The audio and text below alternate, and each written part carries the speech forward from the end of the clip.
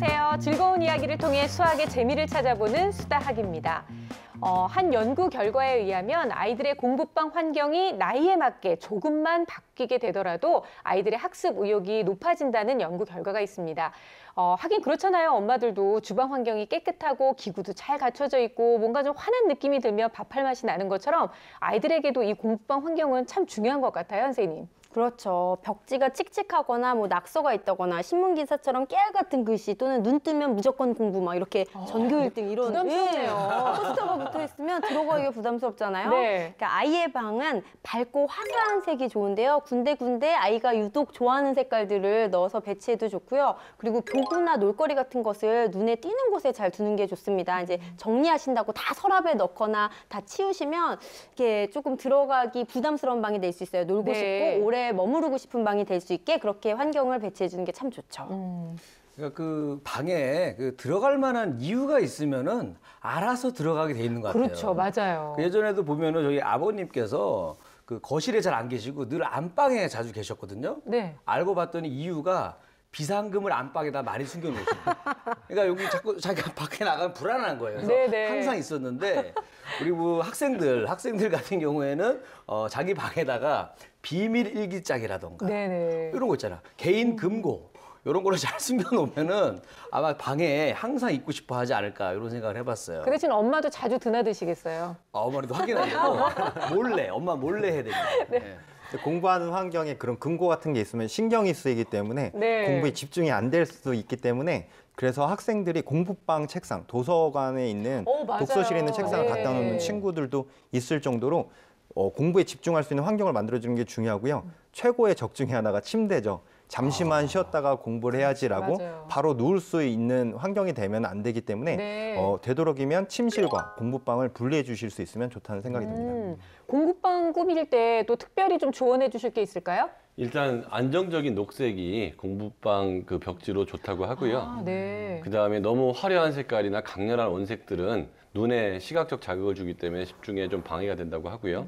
아이들은 잘하고 있기 때문에 몇 년 전에 사준 책상이 아이 신체 사이즈하고 안 맞는 경우가 많아서 자칫 잘못하면 너무 구부리고 공부하거나 네. 그런 경우도 생기고요. 의자는 더 중요한데 높이 조절이 된다면 아이의 키에 맞게 해주는 게 좋고, 방이 이제 허락만 한다면 그 출입문을 등지고 공부하는 건 좋지 않다고 그래요. 왜냐하면 뒤에서 누가 날 감시한다고 그러면 자꾸 뒤를 쳐다보게 되기 때문에 네. 공부가 안 돼서 최소한 출입문이 옆쪽에 있거나 앞쪽에 있게 하고, 창문도 그 자연 채광이 될 수 있게끔 한다면 어쨌거나 같은 시간에 공부할 때 조금이라도 더 집중이나 학습 의욕이 더 높아질 것 같아요. 그래요. 뒤에 문이 있으면요. 지켜보고 있다. 왠지 엄마가 늘 항상 지켜보고 있는 것 같아서 저도 어렸을 때 집중이 잘 안 되더라고요.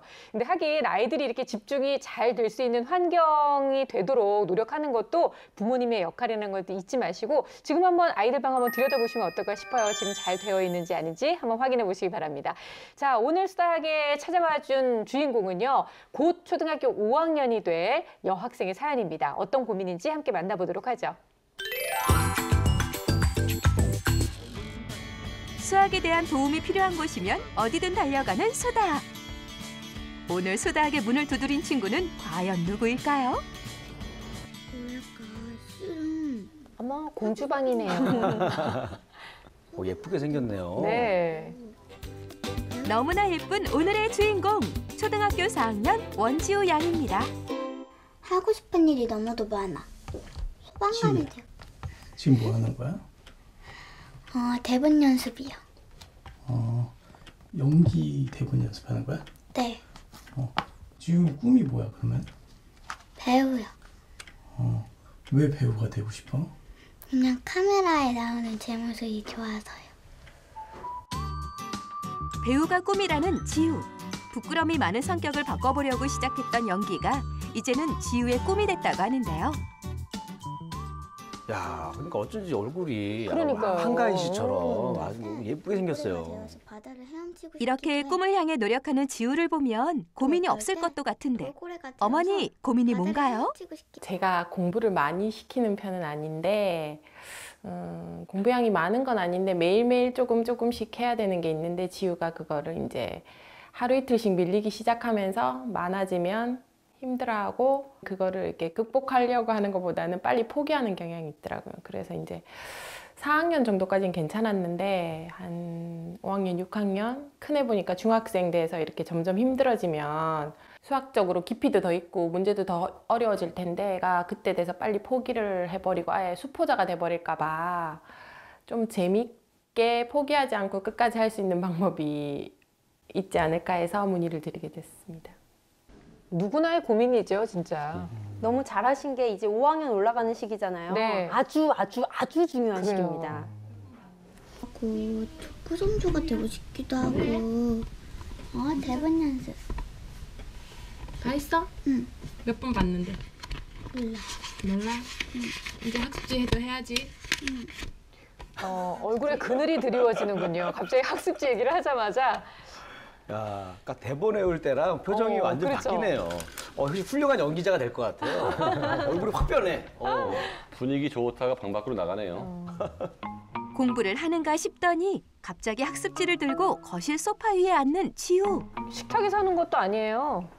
저는 공부는 뭐 식탁에서 엄마하고 마주보고 하나 이랬더니 바로 TV를 켜는데요. 그냥 저렇게 하겠다고요? 숙제는 뒷전, TV를 보기 시작합니다. 지우야, 숙제 안 해? 그럼 어떡해? 엄마의 잔소리에 민망한 듯 웃으며 다시 학습지를 집어드는 지우. 어머니께서 좀 단호해지실 필요가 있어 보이는데요. 야, 아니 뭐 나와서 하는 것도 모자라서 TV까지 이렇게 보면서 게다가 한참 쳐다봐요 또. 야, 진짜 설상가상입니다. 걱정되네요. 시간은 잘 가겠네요. 저럴 때는 어머니께서 직접 TV를 끄고 끄셔야죠. 들어가라고 하는 어떠한 조언을 해주시는 시기가 필요합니다. 네. 지우야. 네? TV 틀고 공부하면은 공부가 잘 돼? 네. 왜 멀쩡한 방 놔두고 왜 여기서 공부해? 그냥 여기서 하는 게 편해서요. 보통 애들은 또 저렇게 얘기하죠. 어머니, 네. TV 보면서 이렇게 지우가 공부하는데 크게 별 말씀이 없으시네요? 얘기 한 번씩 하기는 하는데 크게 얘기를 해도 뭐 잘 듣는 것 같지. 난 그렇다 저렇게 한다고 오답이 많이 나오는 것도 아니고 해서. 저는 근데 방에 들어가서 하면 혼자서 뭐 하는지도 모르겠고 그러니까 눈앞에 보는 데서 또 크니까 저절로 또 방에 들어가서 알아서 하더라고요. 큰애 보니까는. 그래서 크게 뭐 많이 푸시하는 스타일은 아니라서 제가 문제인가? 근데 저렇게 하면 이제 오답률이 치솟을 겁니다. 그리고 수학이 단순 계산 문제만 하는 것이 아니라 개념을 알고 또 문장적 문제를 풀어야 될 때는 절대 집중이 될 수 없죠. 그렇죠. 오빠처럼 지우도 알아서 잘할 거라는 생각에 크게 신경 쓰지 않는다는 엄마. 그래도 저렇게 TV를 틀어놓고 공부하면 집중이 잘 안 되지 않을까 걱정이 앞섭니다. 다행히 문제집을 다 풀고 다른 문제집을 꺼내드는 지우. 그런데 문제집을 펼치는 그때 엄마, 응? 나 이거 내일 하면 안 돼? 해야지. 그거 안 하면 내일 되면 또 힘들어. 내일 밀리면 더 힘들잖아. 매일 안 하면은 이틀 3일치 밀리면 되게 힘들어하잖아. 네가 더 하기 싫어. 어려운 문제를 풀기 싫고 귀찮아서. 그리고 왜 이렇게까지 수학을 해야 하는지 모르겠어요. 왜 이렇게까지? 수학이 공부이고 괴로운 것이다라고 하는 생각을 바꾸고 수학이 얼마나 중요하고 좋은 것인지를 알았으면 좋겠습니다. 매일 일정한 양의 문제를 풀지만 TV를 보면서 공부를 하다 보니 집중도 잘 안 되고 문제도 밀리는 상황인데요. 그러다 보니 점점 해야 하는 양이 많아져 금방 포기해버린다는 지우.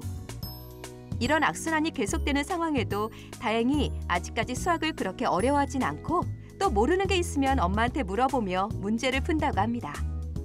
그래도 학교에서 보는 시험이나 성적도 아직까지는 잘 나오는 편이어서 당장은 큰 걱정이 없는데 앞으로 고학년이 될수록 어려운 문제들도 생기고 학습량도 더 많아질 텐데 지금처럼 밀리고 포기하게 될까 봐 걱정이라고 합니다.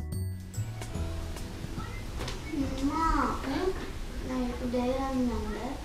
또다시 내일 하면 안 되냐고 조르는 지우. 다 했어 오늘 할 거? 응. 어떡할 거예요? 내일. 내일 하면 내일 오늘도 하기 싫은데 내일 다 할 수 있겠어? 아니 이따가 저녁 먹고 좀 해.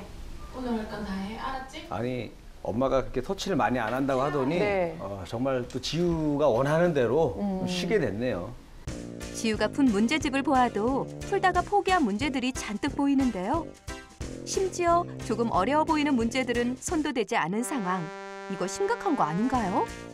그런데 보면 계속 풀다가 말았죠. 이렇게 그렇네요. 미루는 버릇은 다른 것까지 다 영향을 미치거든요. 그럼 어쩌면 못 풀 것 같은 그 순간에 멈추는 걸 수도 있지 않을까요? 네. 내가 이거는 하기가 싫은 게 아니라 어려우니까 여기서부터 멈춰야지 이렇게. 결과적으로 마지막에 자라는 아이는 습관 좋은 애들이에요. 그러니까 습관은 어릴 때부터 잘 잡아주는 게 필요합니다. 네. 게다가 현재 학습량도 굉장히 부족한 상태. 공부방에서 하는 공부와 집에서 하는 숙제, 그리고 학습지가 전부라고 합니다. 자기가 좋아하는 것은 열심히 또 즐겁게 잘하지만 하기 싫은 수학은 집중하지 못하고 미루려고 하는 지우. 지우야, 공부를 너무 조금 한다고 생각하지 않니? 네, 부족하지 않다고 생각해요. 왜냐하면 공부방에서 1시간에서 2시간 하고 그리고 집에 와서 10분에서 20분 해서요. 지우가 다른 또래 친구들보다는 학습량이 작은데 그렇다고 제가 막 하기 싫은 애를 억지로 강제로 막 밀어붙여갖고 이만큼 해야 돼 하는 스타일이 아니라서, 그리고 제 주의가 약간 애들은 행복하고 즐겁게 살아야 된다는 주의라서 그렇게 지금까지 키워왔는데, 이렇게 계속 해도 될지 아니면 이렇게 다른 방법을 취해야 될지 그것도 잘 모르겠고, 지우 같은 경우에는 뭐 공부를 꼭 성공을 해야 되나 싶은 생각도 들고, 아니면 쟤는 따로 연기도 지금 재밌어 하고 하기 때문에 어떤 식으로 방향을 잡아야 될지 아직 제가 잘 모르겠어요. 배우가 꾸민 귀엽고 예쁜 지우. 자신의 꿈을 위해 연기를 공부하는 만큼 기본적인 학습량이 굉장히 부족한 상황인데요.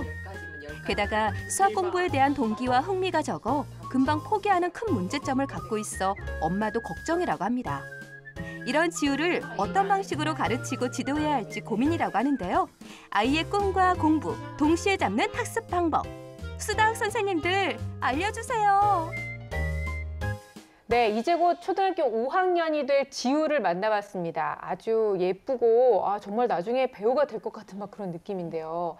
근데 일단 수학에 대해서 수학을 왜 해야 돼요? 이게 아니라 왜 이렇게까지 수학을 해야 하는지 이렇게 얘기를 하고 있어요. 근데 이 질문에 어머님도 특별히 아이한테 뭐 강압적으로 수학을 시켜야 될 어떤 이유나 명분을 모르고 계시는 것 같거든요. 선생님 어떤 얘기를 제일 많이 해주고 싶으셨어요? 지금 보면은 뭐 학업으로 꼭 성공을 해야 돼. 네. 뭐 이게 공부하는 게 힘든데 나는 행복하지 않아. 나는 연기자가 될 텐데 뭐 이렇게 생각을 하시는 것 같은데, 수학이나 학업은 성공을 하기 위해서 하는 건 아니거든요. 일상생활에 살아가는 그런 기초를 마련하기도 하고요. 그 공부를 하면서 집중력, 사고력, 그리고 살아가는 데 있어서 정말 도움이 되는 그런 능력들을 기르는 필수적인 것이기 때문에 반드시 해야 됩니다. 그리고 혹시나 이제 나중에 꿈이 변경되더라고 하더라도 이제 기본적으로 이렇게 수학을 비롯한 공부를 꾸준히 하는 게 필요하죠. 다행인 건 연기 대본 읽을 때 보니까 굉장히 집중력도 있고 자신이 하고 싶어 하는 것에 대해서는 꾸준히 즐겁게 하고자 하는 모습이 보여서요. 우선 이 수학과 공부에 대한 흥미를 좀 익히도록 어머니께서 계속 지속적으로 대화를 하면서 안 해도 되지 않을까라는 생각보다는 해야 돼. 너의 생활과 그리고 연기 그리고 학업에 있어서 모두 다 도움이 되는, 반드시 꼭 해야 되는 내용이라는 것을 꾸준히 옆에서 말씀해 주시는 게 필요합니다. 네. 지우가 네. TV를 틀어놓고 공부를 하잖아요. 아까 그 애니메이션 만화를 봤는데 그 만화도 보니까 그 짱구는 못 말려를 맞아요. 보더라고요. 그거 약간 제가 봤을 때 엄마한테 어필하는 거죠. 짱구를 못 말리지 않냐? 나도 못 말린다 엄마가. 그리고 약간 암시를 주면서 계속 이게 이제 발전하게 되면은 좀 걱정되는 게, 이제 제가 어렸을 때 TV 보면서 공부를 많이 했거든요. 네. 그 결과가 이렇거든요. 결과가 이겁니다. 네. 지우야 빨리 끊어라. 너무 확실하게 보이시네요. 확실하게 몸으로 보여줬어요. 30년간 임상 실험을 했다. 어머니께서 지우가 행복했으면 좋겠다. 그게 중요하기 때문에 나는 네. 공부에 대해서 푸시를 하지 않는다라고 말씀을 하셨는데, 지금은 TV를 끄고 짧은 시간일지라도 방에 들어가서 공부할 수 있도록 도와주시는 것이 너무나 중요한데, 앞에 이제 영상에서 봤을 때에 오히려 대본을 외울 때에는 들어가서 대본을 열심히 집중해서 봐요. TV 앞에서 하지 않았죠. 네. 그 이유는 단순히 암기하는 것이 아니기 때문에 방에 들어가서 집중을 하는 거거든요. 이해를 해야 되고 그다음 암기를 해야 되고 표현을 하려면 자기만의 공간과 시간이 필요한 것처럼 수학도 단순히 계산을 하는 것이 아니라 개념을 이해하고 그다음 접목시킨 다음에 문제로 이게 그것들을 연습하는 시간들이 필요한데 집중이 되지 않을 수 있기 때문에 TV 앞에서 하는 거는 거의 불가능하다고 이야기할 수 있습니다. 근데 어머니께서 말씀하시기를 내 눈앞에서 뭔가 하는지를 봐야겠다라고 한다면 어머니가 공부방에 같이 함께 하시면서 네. 부담을 주시지 않는 어떤 범위 내에서 공부하는 것을 방에서 지켜봐 주신다면 훨씬 더 효율적이고 짧은 시간에 공부를 할 수 있겠다라는 생각이 들고요. 그다음에 문제가 길어지면 나는 문제를 풀기 힘들다라고 이야기를 했는데 당연히 TV 앞에서 문제를 풀다 보니까 문제가 이해가 안 되고 문맥이 이해가 되지 않다 보니 식을 세우든지 아니면 답을 뽑아내는 과정들에 어려움이 있을 수밖에 없다라고 하는 것이죠. 그리고 지우가 하루에 공부하는 시간이 10분, 20분밖에 되지 않는다라고 이야기를 했고 지금 시점에서는 40분에서 1시간 정도를 공부해야 되는 시점인데 습관이 잘 잡혀 있지 않은 것 같아요. 네. 그래서 어머니께서는 지금 즉시 그런 부분에 대해서 조치를 취해 주시는 게 좋겠습니다. 수학 공부를 자꾸만 미루려고 하는 우리 지우, 거기다가 어머님의 태도도 사실 이제 좀 변화가 필요할 시점이 아닌가라고 이제 다들 생각하시는 것 같은데요. 검사 결과를 보면 지금 지우의 상태가 어떤지 좀 알 수 있을 것 같아요. 예, 화면을 보면서 말씀드리겠습니다. 지우의 검사 결과 보면 인지 능력은 전체적으로 평균 상 정도고 이 아이의 강점은 선택과 동형 찾기 그래가지고 시각적 집중력 쪽에나 기억력 쪽에 장점이 있고요. 그다음에 약점은 토막짜기하고 순차 연결, 그러니까 공간지각력하고 그다음에 청각적 집중력에서 그렇게 좋지 않은 결과가 나왔는데 청각적 집중력에서 별로 좋지 않은 결과가 나오는 아이가 TV를 보고 들으면서 문제를 푼다는 거는 안 그래도 집중력이 떨어지는데 공부가 더 안 될 가능성이 있으니까 지금 당장이라도 이 습관은 없애는 게 좋을 것 같고요. 네. 3살 버릇 여든 간다고 습관을 안 잡아주면 향후 나이가 먹은 다음에 습관을 잡기가 참 어렵거든요. 그럼요. 그래서 지금 좋은 습관을 잡는 게 중요한 것 같고 수학 성취도 평가를 보면 후행이 60, 현행이 80, 전체 한 70 정도 되는데요. 후행에서는 큰 수 띄어쓰기가 좀 잘 안 되고 있고 현행에서는 소수의 덧셈 뺄셈이 약간 약한 모습을 보이고 있는데요. 네. 수학 개념에 대한 이해가 큰 문제 있지는 않은데 연산이 취약하다고 좀 나왔거든요. 그리고 이 아이의 나이로 봤을 때는 한 40분 정도씩 꾸준히 수학 공부를 해주는 게 시간적으로 맞다고 보입니다. 네. 평가지에서 좀 눈에 띄는 부분은 어떤 게 있었어요, 선생님? 전반적으로 실력은 있는데 연산 부분이 굉장히 약해요. 그 후행 푼 것을 보면은 8번, 11번, 13번, 14번, 15번 모두 연산 문제도 틀렸고 또 연산이 속한 문장제 문제도 굉장히 많이 틀려서 17번, 18번, 19번 모두 틀렸어요. 또 현행 문제 푼 거를 보면 복잡한 연산이 있는 문장제 문제를 또 17번, 19번 모두 틀렸거든요. 이렇게 봤을 때 연산이 전반적으로 굉장히 이제 결손돼 있다고 볼 수 있어요. 그래서 연산은 수학의 기초이기도 하고 지금 이 친구가 현재 5학년이 되기 때문에 고학년이어서 반드시 연산은 그렇죠. 지금 네. 시급하게 잡아야 됩니다. 그래서 연산 실력을 향상시키기 위해서는 혼자 노는 연산 관련 보드게임이 있어요. 그래서 이제 흥미하고 조금 이제 관심도를 높이기 위해서 하루에 20분 정도 그 보드게임을 하면서 놀고 그다음에 지금 연산을 하는 방법을 모르는 건 아니거든요. 실수를 많이 하는 편이에요. 그러니까 양으로 승부하지 마시고 하루에 20문항 정도씩 그 이제 연산 문제를 선별을 하셔서 풀 때 반드시 풀이 과정을 꼼꼼히 쓰도록 해야 됩니다. 네. 그래서 풀이 과정을 쓰고 거기서 틀린 문제는 오답 노트를 다시 한번 쓰면서 내가 뭐에 자꾸 실수를 하고 뭐가 하기 싫은지를 분명히 자신이 알도록 하는 게 관건입니다. 네. 그 연산과 문장제 문제에만 좀 집중을 해도 한결 이제 실력이 좀 좋아질 거다라고 볼 수 있을 텐데 그러면 지금부터라도 뭐 재미있게 공부할 수 있는 방법이 있으면 좀 알려주시고요. 무엇보다 학습량은 어느 정도로 좀 늘려야 되는지도 좀 알려주세요. 네, 지금 학습지만 풀고 있다라고 이야기를 했는데 네. 학습지가 반복되다 보니까 오히려 지겹다라고 느낄 수가 있어요. 그림을 많이 포함하고 있다든지 자세하고 친절한 설명이 있는 문제집을 선택해서 좀 다양하게 학생에게 맞는 문제집을 선택해서 공부한다면 좀 편안하게 공부할 수 있겠다라는 생각이 들고 지금 중요한 것은 내가 몇 장을 언제까지 어디에서 하겠다라고 하는 장소와 시간과 분량을 명확하게 정해 주시는 것이 좋겠는데요. 앞에서 말씀드렸다시피 그러기 위해서는 TV 보는 시간과 학습 시간을 분류하는 것. 그다음에 더 좋은 방법은 TV를 보고 공부하는 것이 아니라 어느 정도 시간 안에 어느 정도 분량을 공부했을 때 TV를 볼 수 있어 라고 하는 것처럼 학습을 먼저 하고 네. 그다음에 보상이 이루어질 수 있도록 도와주시는 것이 좋겠다는 생각이 들고 처음에는 뭐 30분 동안에 20문제 이렇게 하고 조금씩 문제의 수와 시간을 늘려서 한 1시간 정도의 학습이 이루어질 수 있도록 도와주시는 것이 좋겠다는 생각이 듭니다. 어머님이 크게 푸시하실 스타일도 아니긴 한 것 같아요. 그렇죠? 어머니가 이러실 것 같아요. 느긋하셨어요. 알았어요 선생님. 그 뜨개자시면서 그냥 예, 좋은 얘기예요.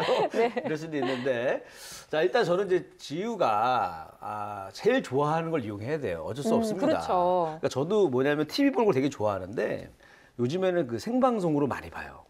왜냐하면 딱 그 타이밍에 못 보잖아요. 그럼 나중에 돈을 1,500원을 내고 봐야 돼. 그래서 가급적이면 그 시간 딱 맞춰서 미리 준비하고 네네. 딱 뭔가 마음의 준비를 하고 봅니다. 그러니까 나는 지우도 똑같이 지금은 거의 뭐 그 애니메이션은 무제한으로 보잖아요. 그렇죠. 그렇게 하지 마시고 엄마가 문제마다 이거 맞히면 몇 분, 뭐 5분, 이거 3분짜리, 네네. 이거 10분짜리 해가지고 문제마다 시간을 적어줘가지고 그거만큼만 딱 보게 해주는 거죠. 그러면 이제 그 만화를 보고 싶은 마음에 열심히 공부할 거 아니에요. 그래서 시간 딱 계산해가지고 시간을 줘라. 돈 대신에 포인트식으로. 네. 포인트 정리. 뭐 이거 나쁘지 않은 것 같은데 선생님 어떻게 보세요? 그 어머니들이 그 많이 말씀하시는 게 아이가 좋아하는 거 시킨다. 지우 어머니도 아이의 행복을 원하기 때문에 네. 좋아하는 거 시킨다. 이렇게 이해하는데요. 좋아하는 것만 시킨다는 게 그게 행복이 아니고 쾌락이죠. 왜냐하면 내가 어떤 음식도 좋아하는 것만 계속 먹는다 그러면 메시멜로만 먹을 수는 없는 거잖아요. 그렇죠. 그래서 그 사람의 기쁨이라는 게 약간의 끈기 있게 공부를 해서 그 뭔가 이루어내는 그런 것에서 행복이 있는 거지 좋아하는 것만 집중하는 것은 맞지 않는다고 보이고요. 지우가 그런 면에서 끈기가 좀 부족한 거죠. 약간 싫어하는 것도 해 나갈 수 있어야 되는데 근데 일단 지금 끈기가 부족한 아이한테 너무 많은 걸 한꺼번에 시키면 포기할 가능성이 있으니까 조금씩 해서 나도 할 수 있구나 이런 성공이나 성취 경험을 가질 수 있게끔 적은 분량을 하고 그거에 대해서 칭찬을 해주는 과정을 같이 가져가야 되는 게 꼭 필요할 것 같고요. 네. 그다음에 공부라는 게 습관이 안 잡혀 있는 아이들은 혼자 공부할 때 되게 힘듦을 느낄 수가 있거든요. 그러면 선생님하고 같이 하든지 아니면 친구들하고 같이 할 수 있는 그런 환경을 찾아줘서 거기서 공부를 하게 하는 게 혼자서 TV 보면서 공부하는 것보다는 월등히 그 몰입도나 기쁨을 찾을 가능성이 높고요. 그다음에 계획표를 만들 때 엄마하고 같이 계획표를 만들면서 일단은 좀 습관 들이는 게 중요하니까 지우가 지킬 수 있을 만큼의 계획을 엄마가 허락해주고 승인해주는 걸로 해서 자기 계획을 자기가 달성하는 게 이게 자기주도 학습의 이제 시작이니까 그런 식으로 시작을 해도 공부에 흥미를 느낄 수 있을 거라는 생각이 들고요. 그러면서 이 아이가 인내력이 좀 생기고 그 분량을 좀 많이 할 수 있으면 너무 과격하게 올리지 말고 조금씩 늘리는 그런 작업을 할 필요도 있고 TV를 워낙 좋아하다고 하면 TV를 통해서 뭐 그냥 애니메이션만 볼 게 아니고 뭐 수학 관련된 네. 뭐 동화나 애니메이션도 가끔 법으로 인해서 이게 노는 건지 공부하는 건지 이 아이가 좀 편하게 수학 쪽에 시간을 할애할 수 있게 하는 게 흥미에 도움이 될 것 같아요. 그러니까 큰아이 보니까 언젠가는 자기가 알아서 책상 앞에 앉더라고요 라고 말씀을 하셨는데 이게 사람마다 다르거든요. 어머니 나중에 진짜 큰 코 다치실 수가 있어요. 그러니까 어머님의 지금 태도에도 확실하게 변화는 분명히 필요한 거죠, 선생님? 그렇죠. 공부는 학교에서도 할 수 있고요. 선생님이 가르쳐 주실 수도 있고 또 필요하다면 학습지나 학원의 도움을 받아서도 할 수 있어요. 하지만 꾸준히 규칙적으로 하는 이 학습 습관은 근본적으로 가정에서 엄마가 지도를 하고 이렇게 열의를 갖고 이끌어줬을 네. 때 가질 수 있는 거거든요. 그래서 그거를 꼭 기억을 하시고 이제 지우가 그런 학습 습관을 집에서 바르게 잡을 수 있도록 어머니께서 적극적으로 도와주셔야 될 것 같아요. 그렇게 하다 보면 자기주도적인 학습 능력이 길러지게 되고 또 더불어서 끈기, 집중력, 또 학습에 대한 결과가 계속 나오니까 흥미도 갖게 되거든요. 이런 것들이 비단 뭐 학업 실력만 늘리는 것이 아니라 지우의 연기 활동 또 나아가서 생활, 자신의 삶까지도 굉장히 적극적이고 능동적으로 생활할 수 있게 굉장히 도움을 주는 것이기 때문에 네. 어머니께서 뭐 해도 그만 안 해도 그만 애가 힘들어하잖아요가 아니라 반드시 필요성을 인식하시고 강조를 해주셔야 합니다. 그다음에 지금 같은 경우는 후행에서 연산하고 문장제 문제가 어렵기 때문에 그 부분에 대해서는 후행 문제집에서 선별을 하시고 나머지는 실력이 괜찮은 편이에요. 현행 문제집에서 이제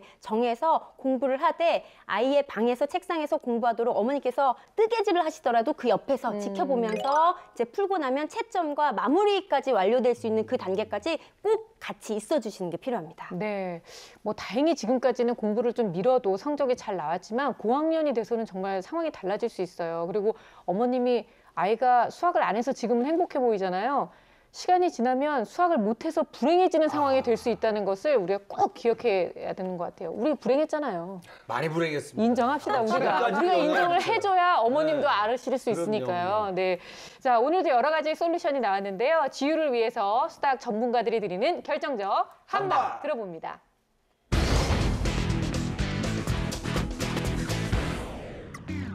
네, 제 결정적 한방은 책상에서 함께입니다. 지우가 규칙적인 학습 습관을 기를 수 있도록 책상에서 함께 해주는 어머니가 필요합니다. 제 결정적 한방은 공부할 때는 공부만입니다. 공부할 때는 공부하고요. 놀 땐 놀고 이렇게 온오프를 잘해야 공부도 잘 되고 휴식도 잘 취할 수 있습니다. 제 결정적 한방은 기본에 충실하자입니다. 공부하는 자세 잡기, 수학 공부하기는 모든 일에 중요한 기초가 될 것입니다.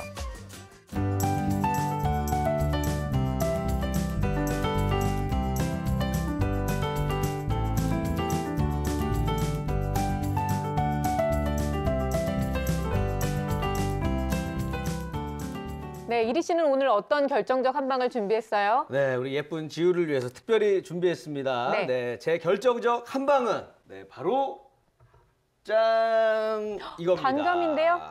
감. 감. 그죠? 네. 감이 5개잖아요. 네. 즉 오감입니다. 오감. 네, 오감. 뭐 오감을 활용해서 공부해라 뭐 이거예요? 아, 그런 뭐예요? 거죠. 왜냐하면 지우가 꿈이 또 이 연기자 아니겠습니까? 아, 연기자들은 네. 이 오감을 다 집중해가지고 자기의 역할이라던가 또 상대 배역에 집중을 해줘야 돼요. 그래서 이 수학 문제 풀 때도 마찬가지거든요. 네네. 귀로 이 문제가 나한테 원하는 게 뭔가 들어도 보고 피부로 느껴보고 네. 시각 모든 걸 집중해줘야 됩니다. 그렇게 해서 수학 문제 하나에 집중해서 풀지 않으면 나중에는 어떻게 되냐? 감이 하나가 더 필요해요. 육감? 육감. 즉 찍는다는 얘기입니다. 아, 육감으로 찍어서. 그렇죠. 육감으로 찍게 되기 전에 네. 오감으로 공부를 해라. 아. 이게 제 결정적 한방입니다. 아, 그래요. 우리가 네. 육감까지는 가지 말아야죠. 이게 육감이 틀릴 때가 너무 많아요. 맞아요. 우리 지우가 오늘 선생님들께서 얘기해 주신 여러 가지 솔루션을 잘 엄마랑 실행을 해서 수학에 대한 흥미도 높이고 어떻게 하면 정말 잘 집중할 수 있는지 그리고 수학 공부와 관련돼서도 공부 습관을 철저하게 잡는 그런 습관을 만들어 가기를 바라겠습니다. 분명히 좋은 결과가 있을 거예요. 저희가 응원해 드릴게요. 자, 이번에는 수학 파인드 매스 시즌 2 산업에서 수학이 활약하고 있는 모습을 함께 만나볼 텐데요. 오늘의 분야는 로봇과 관련되는 분야를 저희가 또 준비를 했어요. 드디어 이제 로봇 얘기가 나올 때가 되지 않았어요? 야, 그러니까 언제 나오랬는데 네. 드디어 나왔는데 사실 그 로봇 만들어지는 것 자체가 수학이다라고 저희가 수다학에서 몇 번 얘기한 적이 있는 것 같거든요. 그렇죠. 근데 이제 저희가 궁금한 거는 어느 부분에서 어떻게 맞아요. 수학이 쓰였는지는 저희가 정말 그 구체적으로 좀 다루지를 않았던 것 같아가지고 네. 그 부분이 정말 이 기밀이는 너무 궁금합니다. 그 궁금증을 해결해 네. 드릴게요. 자, 로봇과 수학이 어떻게 관련돼 있는지 지금부터 함께 만나보겠습니다.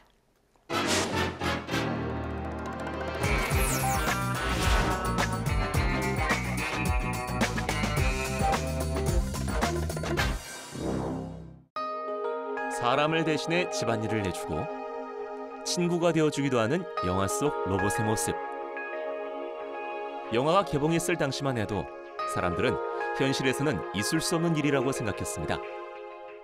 하지만 로봇은 이제 인간의 노동을 대신해주는 초기 모습에서 벗어나 인간의 삶 가까이에 다가왔습니다. 로봇은 사람과 유사한 모습과 기능을 가지거나 무엇인가 스스로 작업하는 능력을 가진 기계를 말합니다.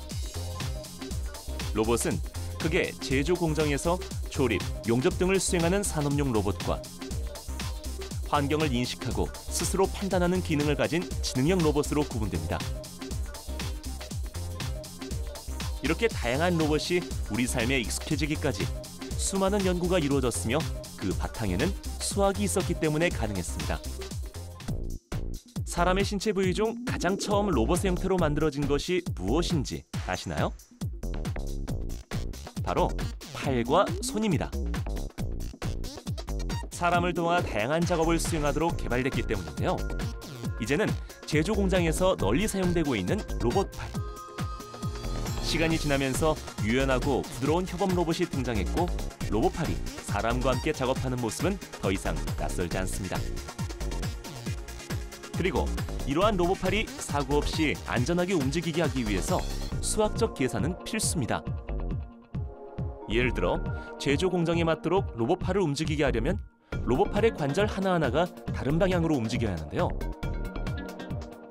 그렇다면 로봇팔의 움직임을 만들기 위해 사용되는 수학은 과연 무엇일까요? 바로 행렬입니다. 행렬은 행렬식 여러 개를 곱해서 물체 이동을 나타낼 수 있는데요. 로봇팔의 관절이 4개라고 가정했을 때 각 관절 사이의 위치 관계를 설명해주는 행렬식 4개를 이용하면 관절마다 움직여야 하는 방향과 거리를 알 수 있는 겁니다. 이러한 수학적 계산을 통해 만들어지는 로봇팔은 사람의 생명을 다루는 의료 분야에까지 진출했는데요. 수술 중 의사의 손동작이 그대로 구현되는 수술용 로봇인 다빈치. 수학과 첨단 기술의 만남으로 만들어진 다빈치는 수술 공간과 시야 확보가 용이하고 정교한 수술이 가능해 현재 수많은 나라의 다양한 의료 분야에서 사용되고 있습니다. 그리고 4차 산업혁명 시대로 접어들면서 산업용 로봇을 넘어서 인공지능이 탑재되어 상황 판단과 자율 동작 기능이 가능한 지능형 로봇이 등장했습니다. ソイン社長、今とってもいい笑顔をしてましたね。ああ、そうか。社長の笑顔を見てたら、ソン社長、心から笑っていますか？目が笑ってませんよ。目が笑ってない。 기본적으로 인공지능 로봇은 수학을 기반으로 한 딥러닝 기술이 적용돼 스스로 데이터를 학습하고 처리할 수 있습니다. 그리고 사물을 인식하거나 맛을 느끼는 등 사람의 감각 기능을 흉내낼 수 있을 정도로 발전했는데요.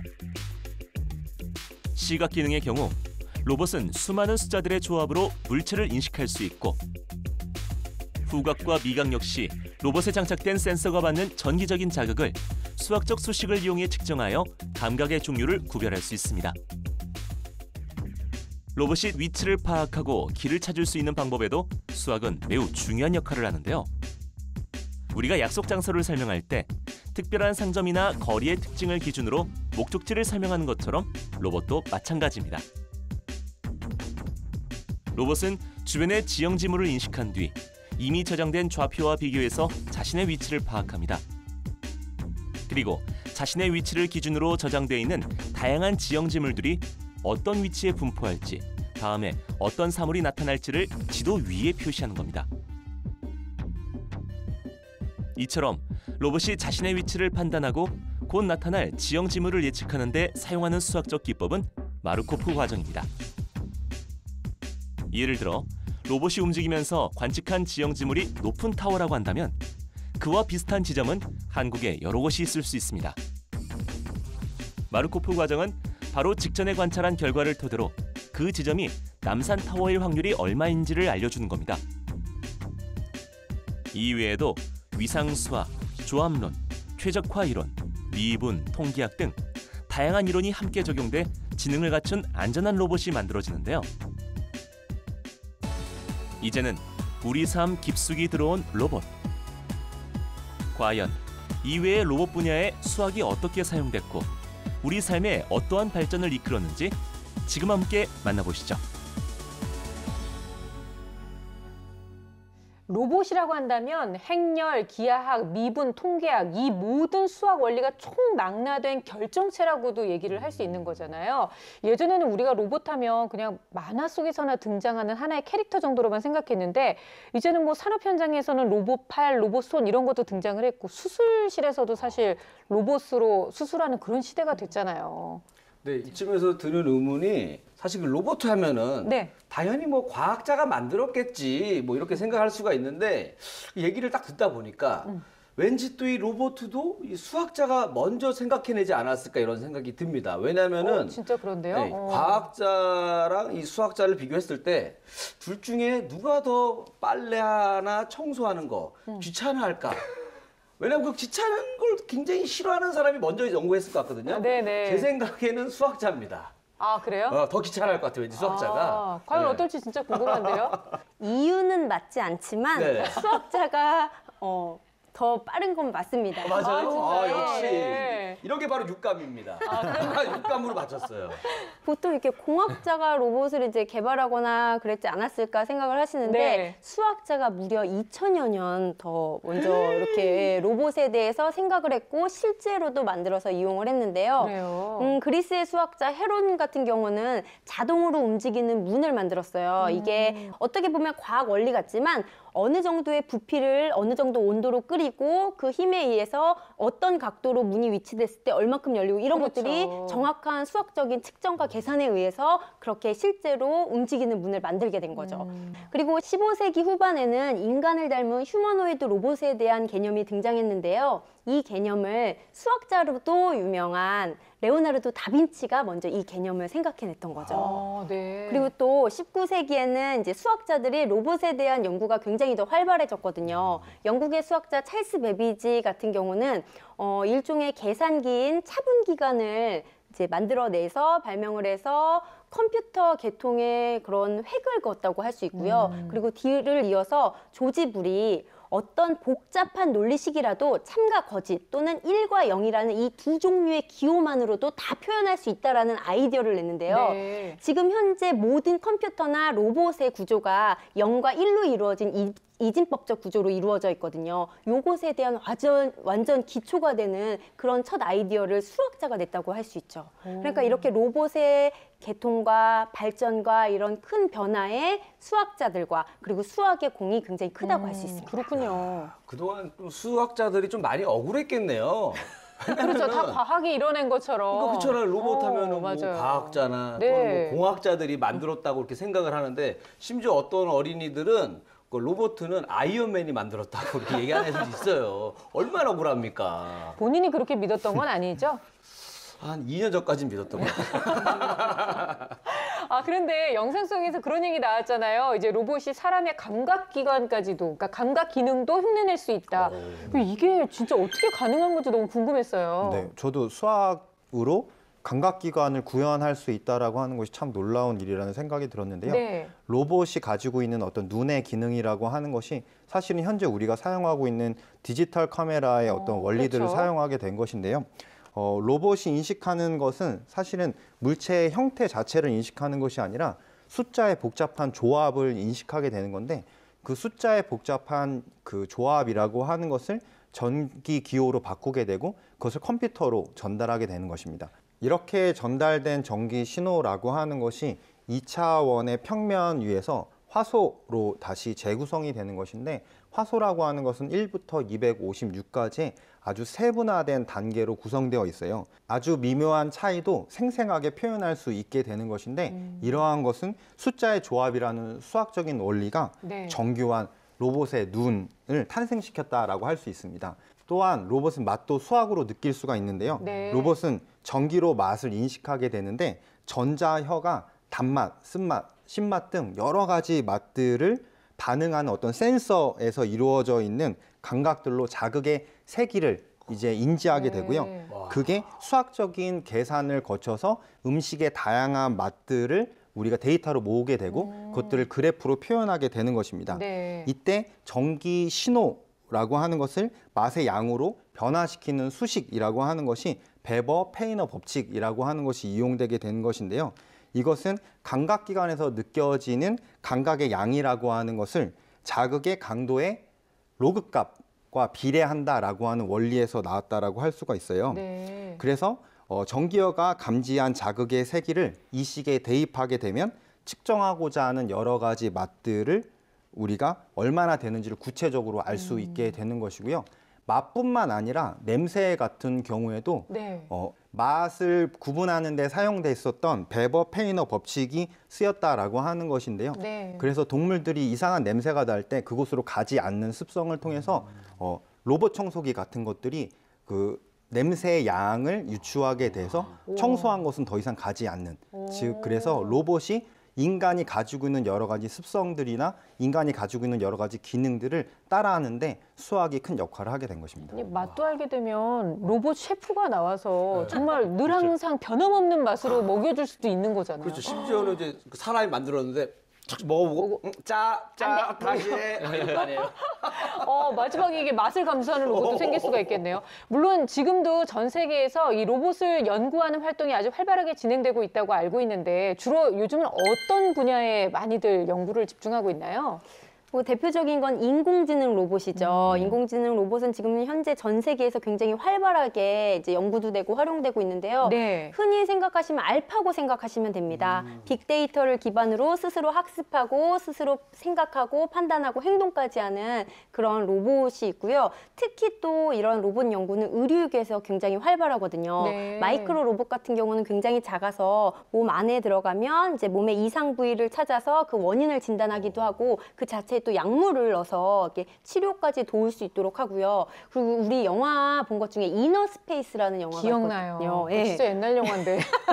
거기에 보면 적혈구 크기의 초소정 잠수정이 이제 몸을 돌아다니면서 암세포를 찾아서 치료까지 하는 네. 그렇게 되는데 이렇게 수학의 원리와 근간을 기반으로 한 로봇들이 우리의 상상을 실현으로 이렇게 이끄는데 굉장히 큰 도움을 주는 거죠. 네. 그리고 또 알약 크기의 나노캡슐 로봇 같은 경우는 이제 내시경 검사할 때 굉장히 좀 불편하잖아요. 근데 그게 로봇이 들어가면 이제 몸을 돌아다니면서 사진을 찍어서 외부로 전송하면 네. 불편하지 않게 이제 편하게 볼 수 있게 되는 거죠. 이러한 로봇들의 개발이 모두 다 이제 수학의 위상수학, 행렬, 미분, 통계 여러 가지 원리들이 융합적으로 도움을 줘서 그런 로봇들을 개발할 수 있게 된 겁니다. 네. 우리가 보통 로봇 하면 생활이 좀 편리해지는 정도라고 생각을 했었는데 그게 아니라 사람의 생존과도 이렇게 밀접한 관계가 있는 기술이 되고 있다는 생각이 들어요. 선생님, 이렇게 유망한 그 분야이기 때문에 학생들이 관심이 많을 것 같은데요. 좋은 정보 좀 없을까요?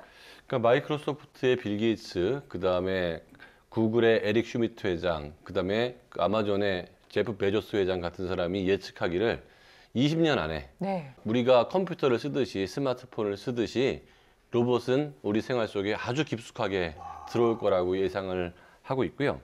그러니까 로봇은 현재도 그렇고 앞으로도 그렇고 생산, 그다음에 의료, 국방, 그다음에 심리, 뇌 정말 없는 것이 없을 정도로 네. 다양하게 그 발전을 하고 있는데 거기 광학 기술도 있고 전자 제어, 컴퓨터 프로그래밍, 그다음에 기계 이런 것들이 융합해서 만들어지게 되는데 네. 로봇이야말로 수학적인 그 지식의 총 집합물이 될 거고요. 뿐만 아니라 지금까지는 없는 것들을 개발해야 되기 때문에 수학적 지식 이외에도 창의력이나 상상력 같은 것들이 굉장히 많이 필요한 거죠. 왜? 우리가 원하는 어떤 걸 위해서 정말 어떤 형태의 로봇가 나올지는 아무도 모르는 거거든요.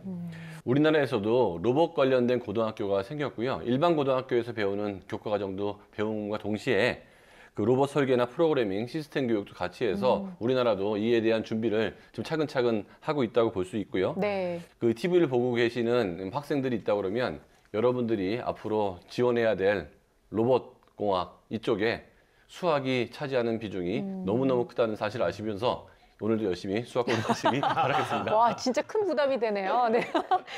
그래요. 진짜 우리가 이 파인드 매스를 할 때마다 느끼는 건데요. 수학이 그냥 단순히 대학을 잘 들어가기 위한 어떤 그런 도구나 학문이 아니라 앞으로 여러분들의 미래 세상을 바꿀 아주 기초 학문이라고 생각하면 정말 그냥 단순히 에휴, 대충 시험 몇 점이나 맞고 맞지라고 얘기하고 그냥 무시하고 넘어갈 수 있는 그런 수준이 아닌 것 같아요. 정말 열심히 해서 우리의 미래 세상을 더욱더 아름답게 만들어주세요. 자, 오늘 수학은 여기까지고요. 저희는 다음 시간에 더욱더 즐겁고 흥미로운 수학 이야기 가지고 찾아오겠습니다. 궁금한 점 있으시면 언제든지 저희 홈페이지를 통해서 남겨주시면 됩니다. 오늘 함께해 주셔서 고맙습니다. 감사합니다.